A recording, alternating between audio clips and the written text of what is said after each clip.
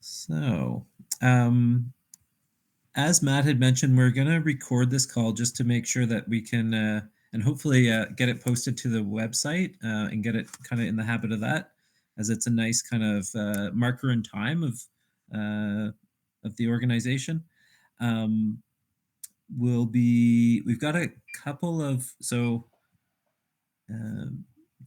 bear with me, I'm attempting to do a couple items through this meeting. So we'll start with the agenda that we've got on the screen here. So we'll do a call to order. Once we have kind of give it another minute or two, and then we'll jump into a bit of a welcome. We'll look to approve the minutes from the last AGM, which you can see at the in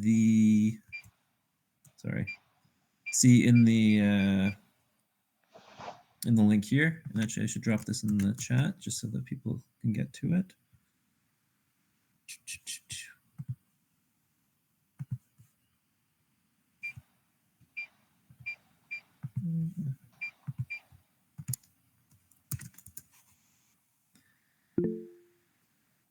Okay.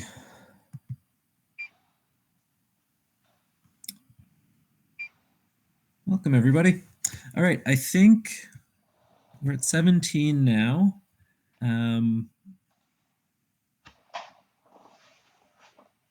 If anybody that did receive the invite and isn't a current HTL member, if you could just drop in the chat that is the case, then we'll kind of exclude you from any counts in terms of us meeting quorum for the meeting. But I believe I think I can recognize the at least 12 that we need for quorum for this meeting, and then also knowing that Dave, thanks for logging in with Jason and Chris as well. I'm guessing you guys are at Fixer Night right now. That's correct. Awesome. So I would say that we'll call to order now. We've got one more person joining.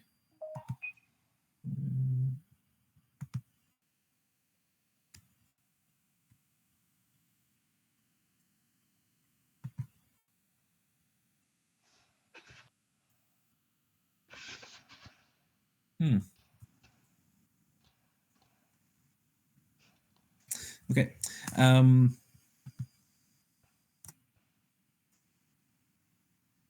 As I said, sounds like we have our quorum of 12 required by our bylaws.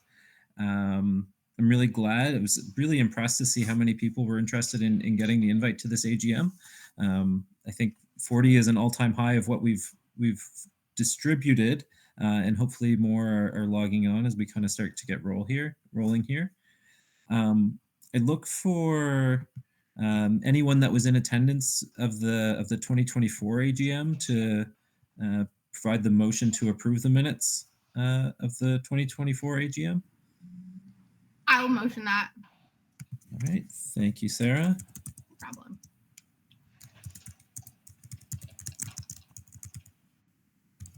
And then also looking for a second that was in attendance of that last AGM. I second. Thanks, Matt.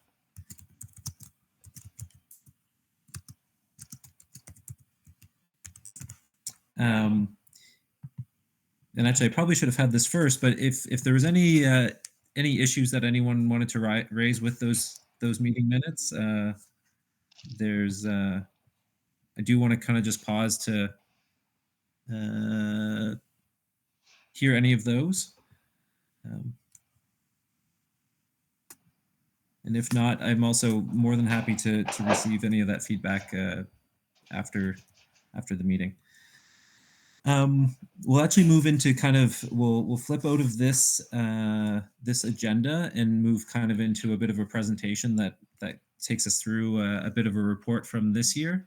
So we'll go to the 25 AGM slides. Is that still sharing the appropriate screen? It is. Great. And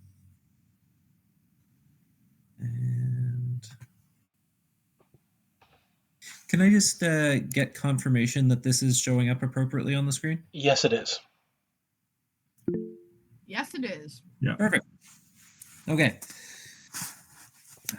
So tonight we'll give a little bit of an update on kind of some of the partnerships that have occurred this year. Sarah will speak to some of the volunteering. I'll touch on update on the membership with the organization. Sarah will speak to some of the updates from the operations group. The financial update.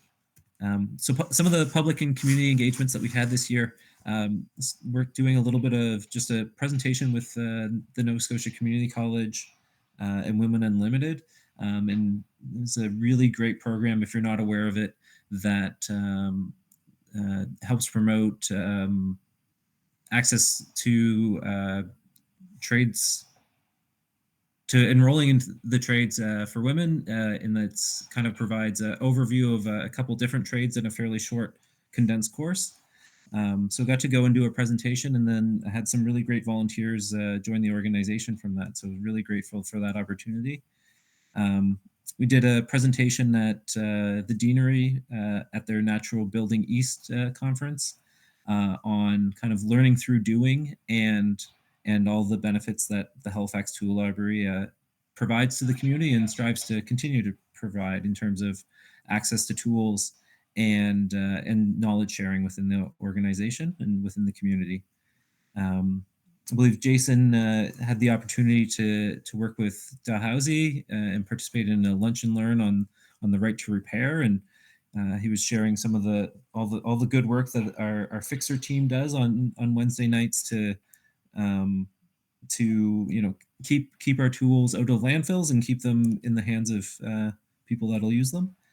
And then also got to participate in the Halifax Regional Municipality's Human Library at the public library one day, just kind of really sharing about the tool library and how libraries of things other than books can really provide great benefit to communities. Some of the community memberships that so the tool library provides zero cost memberships to different community organizations. Some of those included this year the Granary, who were building some new storage bins for their bulk goods. So they're a organization on Agricola Street that you can buy bulk goods, reducing waste. Vithos, who is our landlord and also one of our partner organizations. So we have a community membership for them as well, and then the North End Community Garden as well, building some more community garden beds. And I'll hand it over to Sarah. Thanks, Andrew. For those of you who don't know me, my name is Sarah Cothe. I am the volunteer coordinator, the vice president, and the ops delegate from the board to the ops circle, as well as the ops second. I wear many hats, so I'm here to give you some updates on things that have gone on and some of our successes from the past year. There's been a lot, which is really exciting. Last year, we introduced the new to HTL volunteer orientation nights. They happen in the space on Monday nights every 3 weeks. And we've been super successful in that initiative and in bringing people on board. We've had, I believe, 40 volunteers kind of come through this process. Most people were either new to the HTL organization or they were members that wanted to kind of get plugged in and start volunteering and contributing, which is fantastic. It's been a really great initiative that myself, Andrew, Kyle, and Dave have all been leading. And it's been going really well. It's a fascinating night to just get to know people, share a little bit about what the tool library is, what it does, and the different roles and opportunities that we have in the space, which is fantastic. And it's been really nice to do something in person and get people coming through the door. So that's been going really, really well. And we've been enjoying getting to meet so many new faces and new people, which is awesome because I recognize a lot of those names through this meeting. So it's really great to see people plugging in and joining us for this AGM. We've also had the opportunity to have a volunteer appreciation nights and some socials. So we had a summer yard sale. There was one last summer, and there's one coming up on July 26th. We've also had a super successful holiday party in December. We got to make crafts. That was a raging highlight. We had a little craft table set up, and everyone was painting these awesome little candle houses that my partner and I made. And so everyone was painting them, getting super creative. It was really nice to see a fantastic turnout. I think we had about 20, 25 volunteers come out to that. And it was great food, really great connection, just community and team building, which was awesome. And we did the same thing in the spring. We had a bit of an Easter volunteer appreciation event. And again, crafts, because crafts were so highly recommended. That's something that we continue to do. And that's just really awesome. So we've loved getting to see people in the space and having these volunteer appreciation events and host our volunteers and just let them know we're really grateful for all that they do. And it's meant that we get to meet a lot of great people, and our volunteers really get to come together as a team, which is awesome. We've had a lot of successful volunteer recruitment, and we've introduced some new roles. So we've had new volunteers sign up to be our workshop basics deliverers. They're our instructors. They lead the workshop basics, which happens every single Friday night in the space. It books months in advance, so it's super popular with our volunteers, our members, and the general public, which is awesome. And we've had new instructors come on board to lead that, which has been really great. So we've developed a really great team of folks who teach that course. Which is awesome. We also customized and kind of developed the workshop supervisor training program. We worked really hard on figuring out a way to eliminate some of the barriers for people to participate as a workshop manager. And so that's been really great to see how that came to be. And it's an awesome program that's kind of led by Kyle and Dave. They do that on Wednesday evenings. Our workshop supervisor trainees can come in and either just get a check mark because they've been in the trade so long, or they really get a customized program to help them know more about individual tools and how to use them safely, and how to teach our members how to use the tools in the space, which is really great. So that's been a success in seeing the creation of that come to life. We also were able to recruit a librarian team lead. So a lot of our focus this year was on really fostering the connection between the circles and our volunteers. And so we made this position, and Liang stepped into that role. And we've been able to basically designate someone who can gather the librarians together, pass information, communication, newsletters on to them. And we're actually hosting in the next few weeks a librarian team in-person hangout and connection point, so that that team can be really built up and we can foster some more connection between all the librarians. So that's been fantastic to see. We've also had the fixer team, their lead kind of stepped back. And so we have someone else that stepped into that role, which has been really awesome. So we have 2 out of our 3 teams have team leads, which is really exciting. And we've been seeing the benefits of that and that growth, which is great. And I think that takes us to our next slide. So this is a graph that shows our volunteerism, the in-space volunteering sessions that we have. There's quite a variation, and I believe some of these numbers are before we introduced using volunteer base. So I don't know if they're completely reflective. Andrew pulled this for me. So Yeah, I will just add, like, actually, you said it, Sarah, was that we did switch systems in the middle there.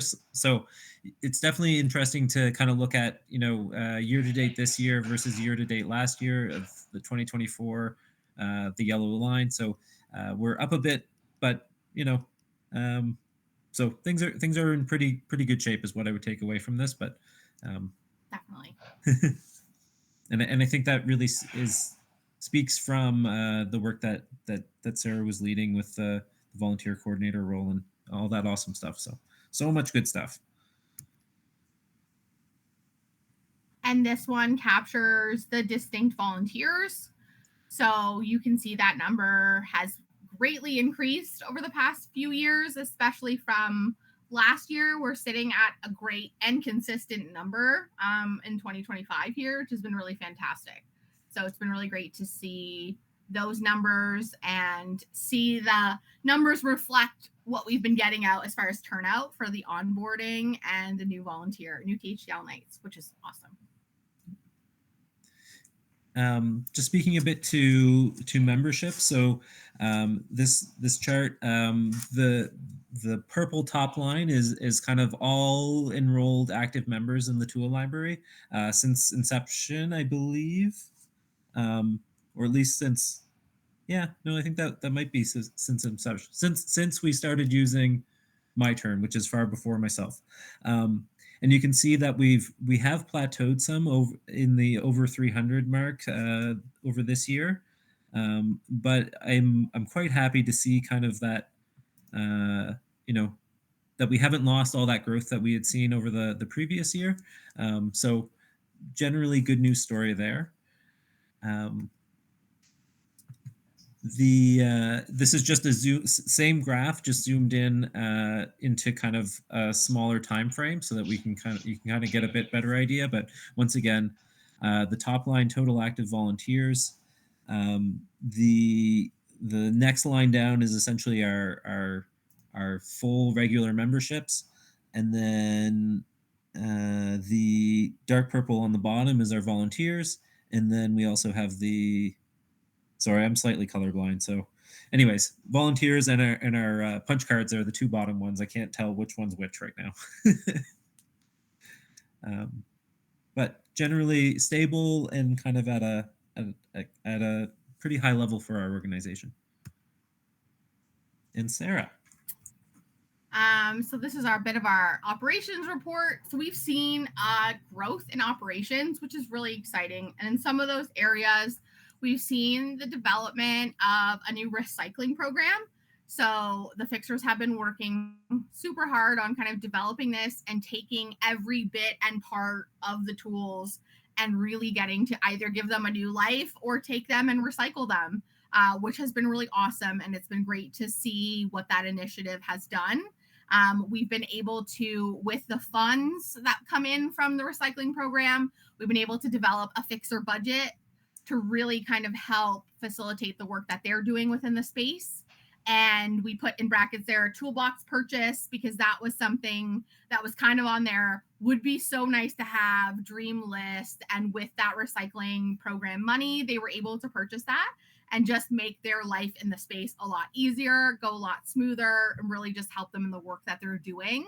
And so that's been really great to see is the work that they're putting into taking apart all these tools and recycling them sustainably has allowed them to just continue their work and further what they're doing, which is really great. Our fixer recruitment has seen such great success. The team has grown exponentially. We've hit record high numbers with the number of fixers that have been showing up consistently and in the space. We've heard a lot from fixer leads and the operation lead that there's been some evenings where they're just shocked at how many people are there. And they've just been trying to find new projects and new tools to fix and new things, which is, I think, how this recycling program came to be, because there are just so many fixers and so many people that have been interested in signing up for that it's been really incredible. And to see the growth in that team has been so exciting. So that's been a huge success. And we've also seen the income from tool sales. It's 3 times the expectation.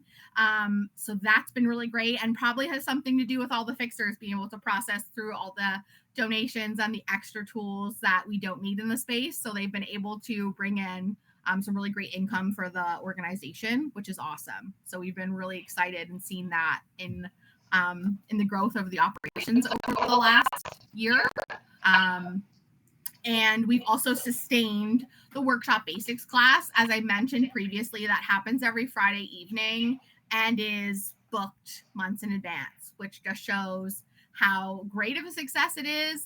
The wait list is long, to the point that we had to create a little spot for volunteers to make sure that there was a little bonus for volunteers. Like, you get to skip the line and not wait 3 months to take this course.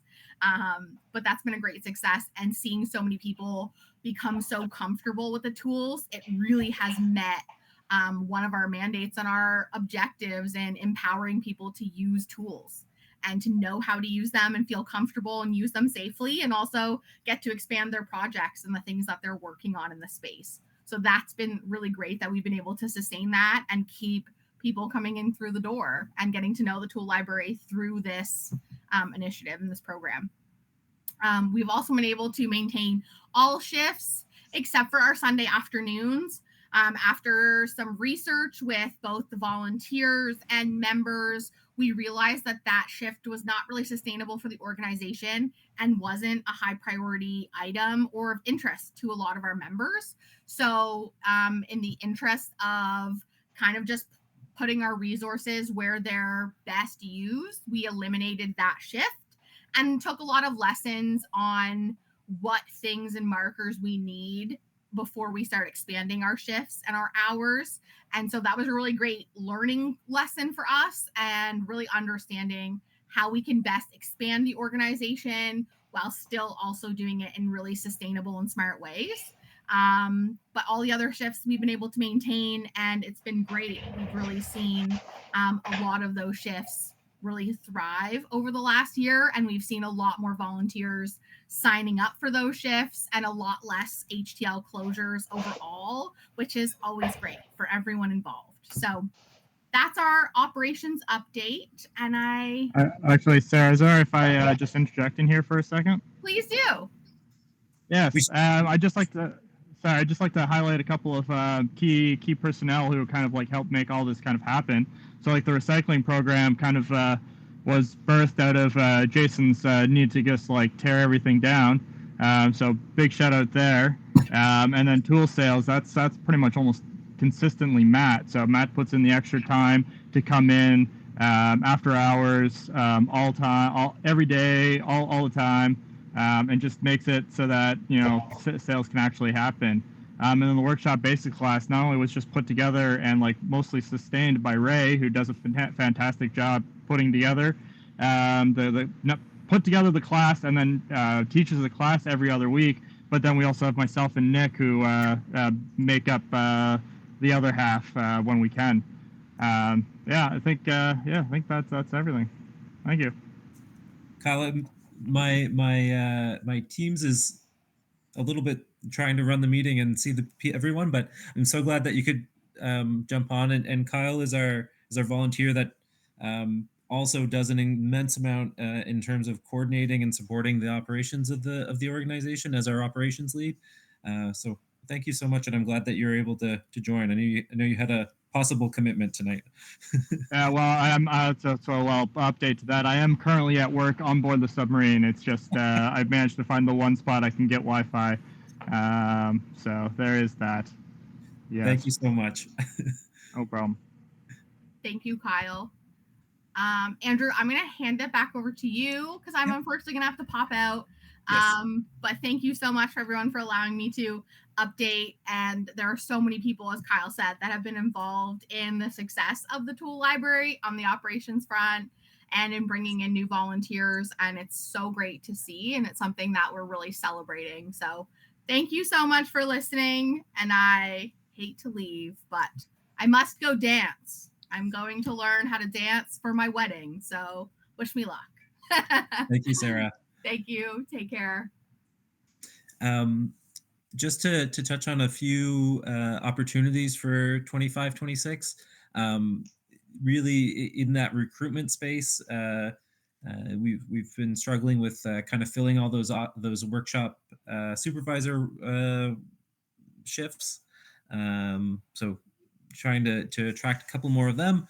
Hopefully finding a workshop team lead, which would kind of be a bit of a similar to what Liang's providing to the librarians, but doing that with a bit of the workshop managers. Um, External outreach communications and program development lead. Our marketing communications and operation or circle has been a little bit, it's been challenged trying to get it back off the ground again this year, so that's still on our radar. And then getting our grant applications back up and running would be another one. And really kind of continuing that focus on leadership and establishing really kind of more manageable roles, given that everyone here is really in a volunteer role. The other item in this year will be that I'm stepping back from the president role this year, and I think that will be be working with the board as much as they need to support them in that transition, but stepping back this year, so that'll be another change. After 3 years, it was that was kind of enough for me for leading the organization, but we'll definitely still be around. I love volunteering in the space, and definitely going to support the board in whatever they need this year. And I'll hand it over to Tim for the financials. All right, thanks, Andrew. Before I get started, just a bit of an introduction. I'm fairly new to probably most of you here. My name's Tim Topping. I've been a member, a volunteer, the treasurer, and a board member, all for just about a year now. I did all of that at once. I'm from Halifax originally. I lived in Calgary for 8 years, moved back home a few years ago, and found out about the Tool Library. So I looked at joining as a member and realized they were looking for a treasurer. And so professionally, I am a CPA-CA. I work in municipal finance. I'm the Director of Financial and Information Services for the municipality of Chester right now during the day. And so it seemed like a really good fit. So I've really been enjoying my time with the library, both as a member and as a board member and the treasurer. I'm really amazed and impressed by the work that can be done by an entirely volunteer-run organization. There are a lot of people, and a handful of people in particular, who really put a lot into making this place run. And it's constantly amazing to see what can be done with just a group of dedicated volunteers who want to see something work. So really happy to see that and to be able to contribute whatever way I can. Anyway, let's get into some of the numbers. I know you're all keen to hear that stuff. So the first slide here, I've got 3 columns in the financials. So this is kind of both an annual financial results from the last fiscal year that ended on April 30th, as well as the budget for the current fiscal year as we go forward.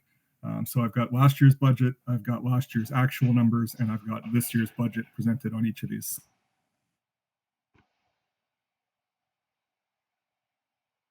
Most of our revenues come from membership fees. We were about $1,600 above expectations this year on that, which was really nice. It means solid membership numbers. We're projecting the budget for this year to be about the same. We don't have any reason to believe there'll be any huge changes in membership, but so we budgeted flat there. We also, you can see that, and it was mentioned earlier, that there was a significant over budget revenue for tool sales. Thank you very much in part to Matthew's work in that space. And also a significant amount of donations. Now, those are mostly non-members participating in the Workshop Basics course, and they provide, I think, a $25 donation for doing so. But then there's also just random donations or people paying a 25-cent late fee with a $5 bill, that kind of thing. We're projecting next year, overall for this year past, 2025, we had about almost $3,000 above budget and revenue, which is really nice to see. And going forward into the coming year, we're projecting about the same, being a little bit conservative for the year with just over $25,000 in revenue.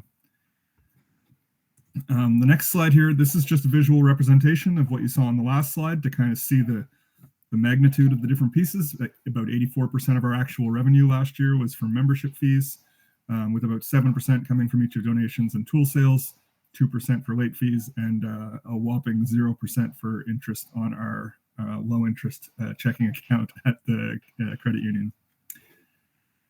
The next slide, we get into some expenditures, and I'm sorry I forgot the headers on these. The columns are still the same: 2025 budget, 2025 actual, and 2026 budget.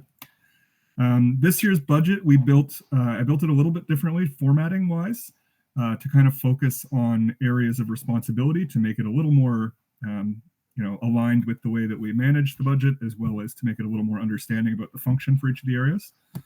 So the first section is the administration and overhead. That covers, as you can see here, rent, insurance, cash processing fees, phone bills, subscriptions, including website costs, and then some various other things. That makes up a significant chunk of our budget. You can see that we budgeted about $15,400 last year, and we incurred only about $14,900, so we were a little under budget there. This year going forward, we're expecting about $15,000. Again, $15,140 is the budget. Again, most of that is rent, insurance being the second piece. The next area is operations. So this is overseen by Kyle, the operations lead. We've got some budget in there for repairs and maintenance of workshop tools. We've broken that out separately from repairs and maintenance of the library tools, to just keep in mind that some of them are for the lending library and some are for the workshop space. And then facility supplies. So things, paper towels and disposable stuff that you go through, consumables. This year we were a little over budget compared to the $1,700. A lot of that was facility supplies. There was some equipment we had to purchase. I think we had to buy a new dehumidifier or humidifier. I can't remember which off the top of my head. And then there was some additional costs for the library repairs and maintenance. There were some tools that had some parts that had to be replaced that were a little more expensive, batteries to some electric tools. Next year, we're being a little bit more robust in the budget for that one. We're budgeting for $2,800, just to understand that it can be hard to project which tools are going to fail and when. So we want to make sure that we have the budget to cover that stuff. The next slide is the rest of the expenditures budget. This is the next area is the programming. So this has two line items, one for workshop basic materials. That's for that workshop basics course. The wood that we use for those courses so everybody can come in and make their nice cheese board. I still use mine all the time.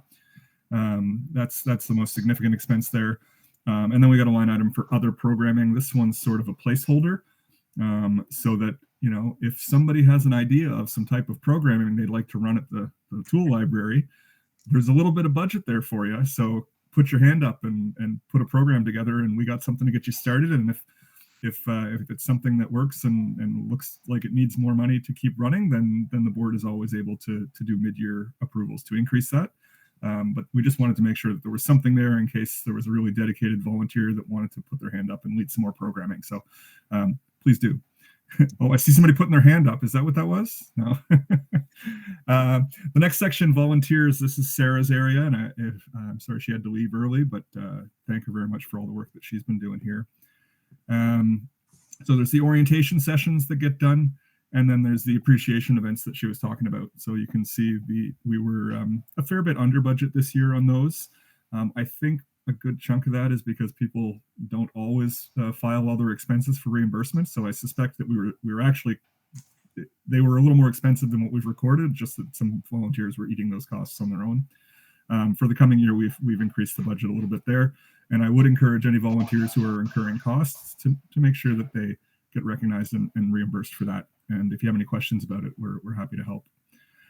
Or even if you don't want reimbursement, let us know about it and we can mark it down as a donation. We'd like to recognize that stuff.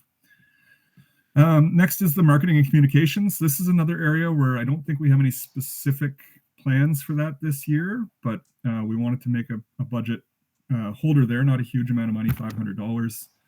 So if anybody, I think we are looking for someone to step up and kind of take ownership over that area. So again, if you're interested in helping out and you have any interest in marketing and communication stuff, that's a great space. Put your hand up and we're happy to take the help. The last one's capital expenditures. This is things like space improvements and things like that. So we didn't spend anything last year, but we're going to keep $1,000 in the budget just for those types of things that might pop up. So the total expenditures are budgeted at $23,040 for the coming year. In the past year, we were about $1,500 under budget on expense. So we were over budget on revenue and under budget on expense. Those are good ways to be. I like to see that. So last year we budgeted for an excess surplus of just over $1,000, and we saw almost just over $5,400.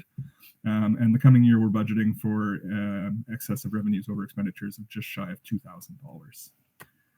The next slide here is just another visual representation of those last two slides, just to see kind of proportionally where the different expenses are. I don't know if you can read all that stuff there, but I've coded them kind of aligned with those operating areas that I talked about. So the big blue section, that's your administration and overhead. That's the rent and the insurance mostly. The green section there, if we're going clockwise, is the operations section. The yellow or orange is programming area. The purple is the volunteer stuff.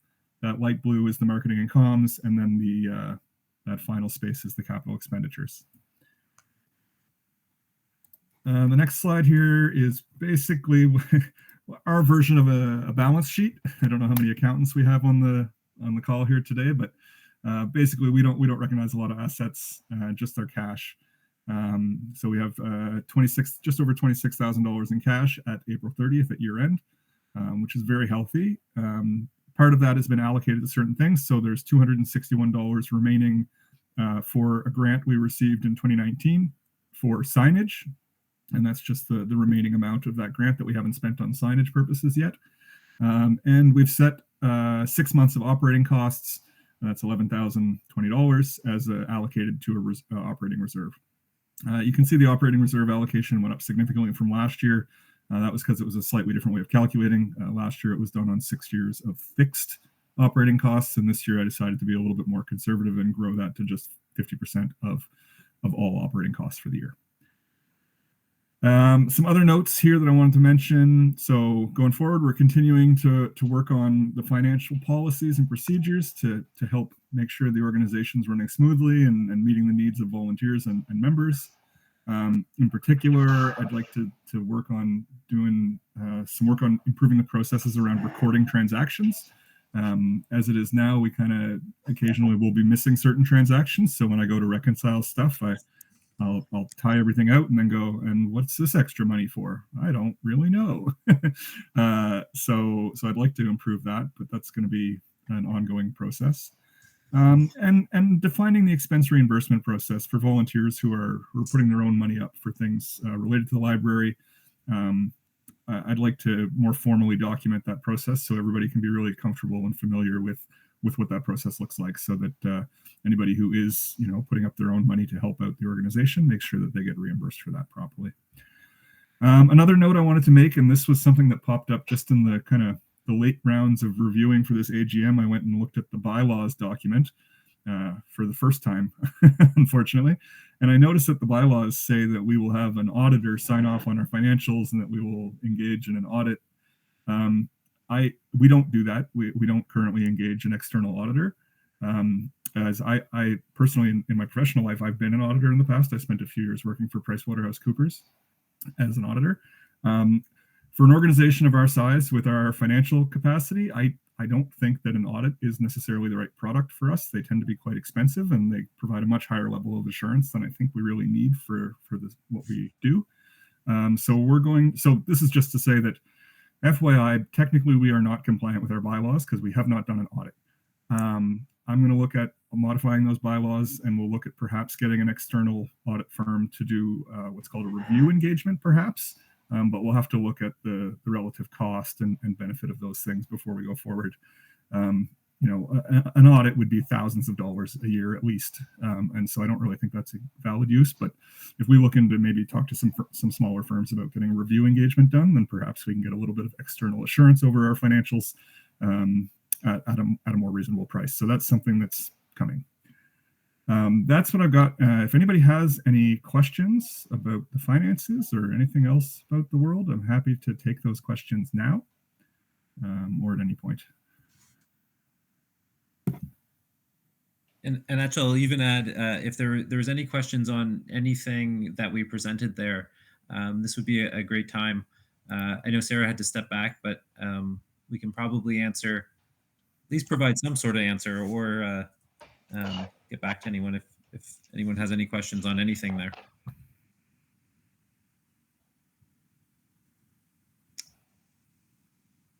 And we're always welcome to questions after the fact too, if something else comes up after the meeting, and we're always happy to engage. Yeah, and Andrew, is our contact, like, is my HTL treasurer email address available in the minutes or something if people have questions? They're Ooh, great point. off the top of my head here, but yes, I will make sure that gets added. Okay. Great point. Okay.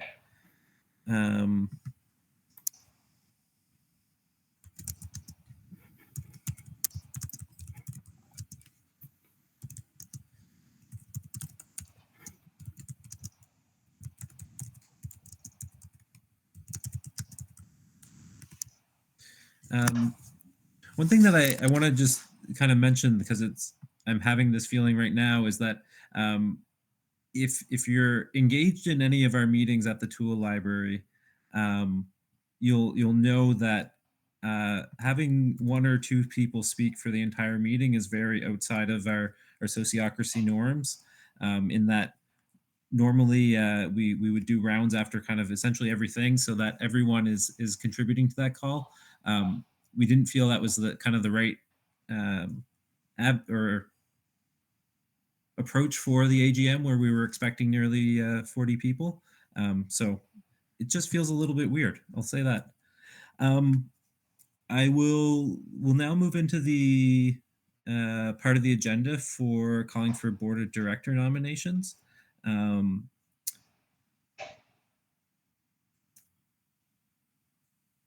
Does anyone have any nominations?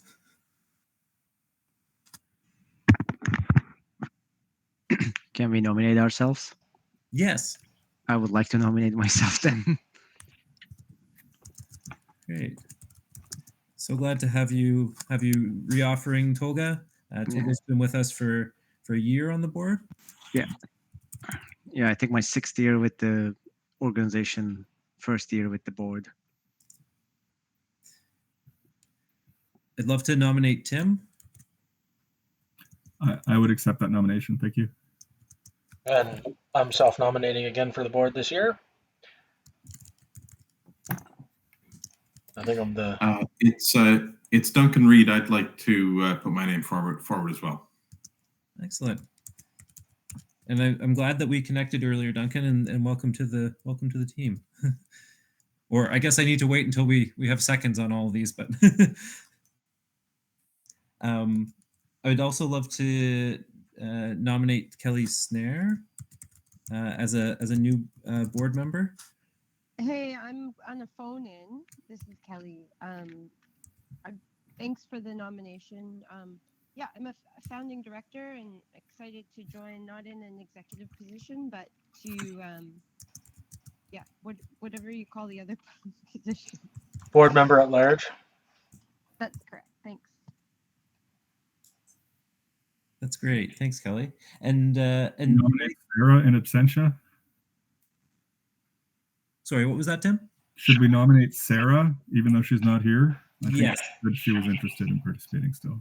Yes. The Mike, another one of our long-term board members, I believe he was traveling today and wasn't quite sure if he was going to be able to come, but he was also interested in reoffering.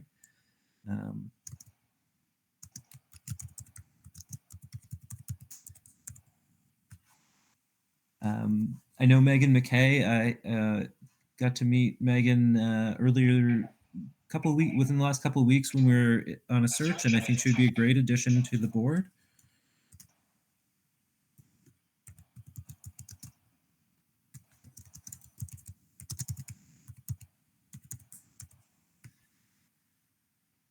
I'm trying to make sure that I didn't forget anyone that I knew was reoffering or offering.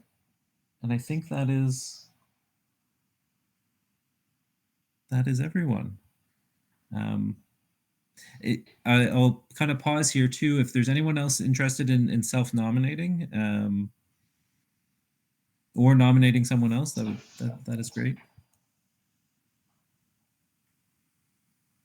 And if not, I'll look for a second. I would second all of those except for myself. I can second Tim. Same with me. I second everyone except myself. Perfect.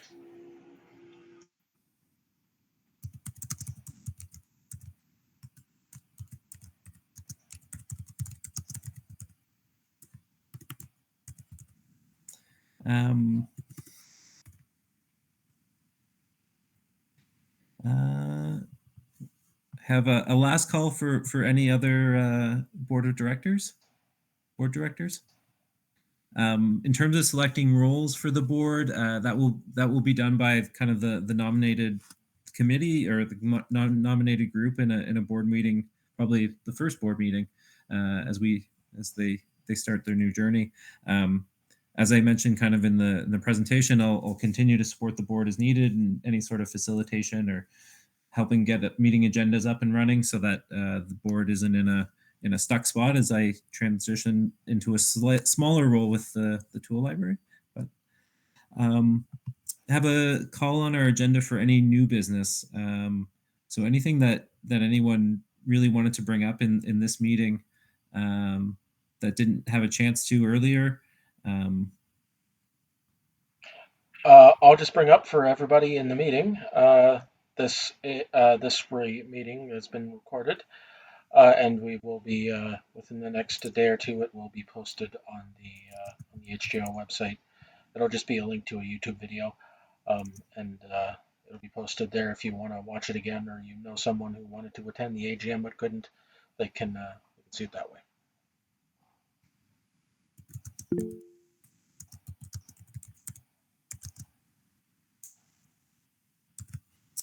And I heard a message. Apologies, trying to. You had a question, Spencer?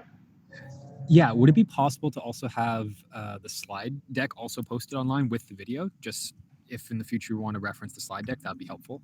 Certainly, I will also post a link to that as well. Beauty, thank you very much. No problem. Great question, and thank you.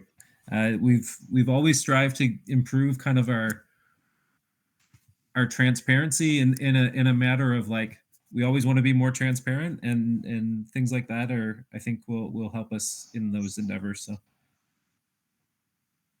any other questions or new business?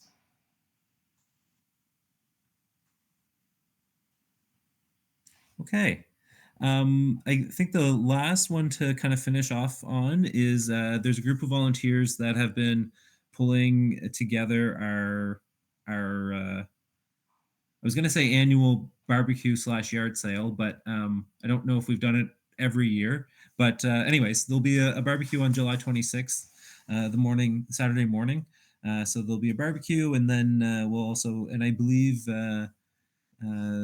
that food was donated, so that was great. Thanks to Matt and his employer. And then yeah, we'll also get to kind of give some of those tools that are not needed by the tool library but still have good life in them a new home. Hopefully through pulling in some more tool sales. And on that, did I hear one more question? Yeah, it's Duncan. I was just wondering whether, because I haven't seen one, whether a call for donations for the yard sale has gone out to membership, and if not, whether that was maybe a good idea. Ooh, it's a great suggestion. We have not done that. I know I've got a shed full of stuff that half of which can probably go. Thanks. We'll bring that back to the ops group to see if we can get something out. That's a great idea.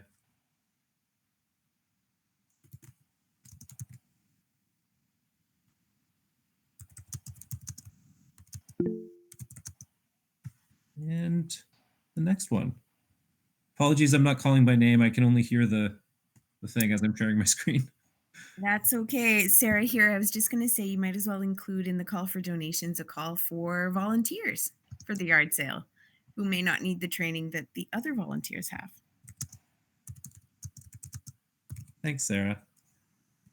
I think there's been a call out on the Discord, but I don't know if an email has gone out via Sarah, so I can follow up with Sarah regarding that. Yeah, it'll be great. Okay. Oh, and in volunteer base, there is a thing for that Saturday for the thing, so you can sign up for that for tracking of your hours, and I believe there is rough details in there as well. Thanks, Kyle. And I heard one more question. Maybe. Those chat messages. Ah, okay. That sounds good. I'm going to stop sharing my screen now. So I will be collecting the all the attendees from the AGM. Actually, if I could get the two people that are joined by phone. Actually, I know one of them's Kyle, and then who would be the other person joined by phone right now, just so that I make sure that I have the names. That's Kelly. Sorry, I'm not by phone. I'm by the operations email. Ah, okay. It's Kelly Schneider by phone. Thanks. Oh, thank you, Kelly. Thank you, Kelly.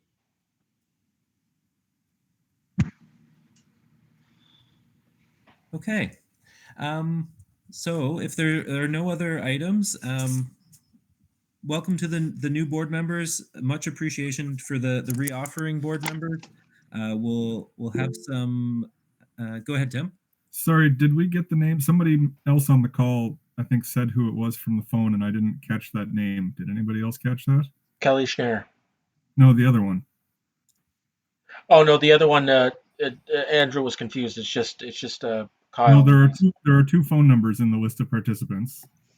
One of them's Kelly. Yeah, I one think there's a and 90. 250 number. Yeah, somebody said something, but I didn't quite make out what it was.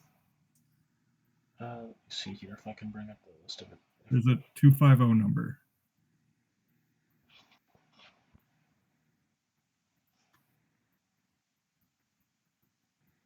Anyway, never mind. Okay. All right. So our new board will connect via email to get kind of the first meeting scheduled and go from there. And thanks to everyone for joining tonight. Thanks, Andrew. All right. Thank you, Andrew. Thank you, everyone. Good night. Night. Night, everyone. The Halifax Tool Library is made possible by members, volunteers, and viewers just like you. Please visit halifaxtoollibrary.ca for more information on how you can donate, volunteer, or become a member. Thank you.